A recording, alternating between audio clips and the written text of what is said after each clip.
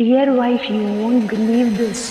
நீங்க உங்க ஹஸ்பண்டை ஆக்சிடென்ட்டை சூஸ் பண்ணல. உங்களுடைய சைல்ட்ஹுட் ட்ராமாவை ட்ரிகர் பண்ற பர்சனை தான் நீங்க உங்க லைஃப் பார்ட்னரா சூஸ் பண்றீங்க.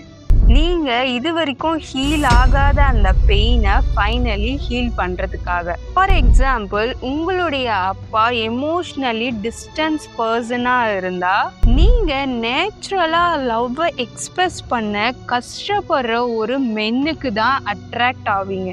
ஃபெமிலியரான கேரக்டரால கிடையாது, உங்களுடைய ஹார்ட் பழைய ஸ்டோரியை எண்டுக்கு கொண்டு வரதுக்காக, உங்களை ஹீல் பண்றதுக்காக. ஸோ இப்போ உங்க மேரேஜ்ல நடக்கிற ஃபைட் எல்லாம் புதுசா நடக்கிற ஃபைட் இல்லைங்க, பழைய காயங்கள் எல்லாம் மேல வருது. They are old wounds seeking for your healing.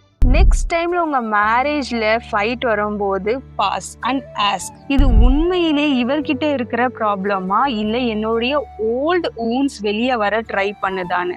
இந்த ஒரு கொஸ்டின் உங்களுடைய மேரேஜையே சேஞ்ச் பண்ணிடுங்க. உங்களுடைய ரிலேஷன்ஷிப்பை இம்ப்ரூவ் பண்றதும் க்ரோ பண்றதும் இம்பார்ட்டண்டா இருந்தா இப்பவே அக்கௌண்ட்டை ஃபாலோ பண்ணிக்கோங்க.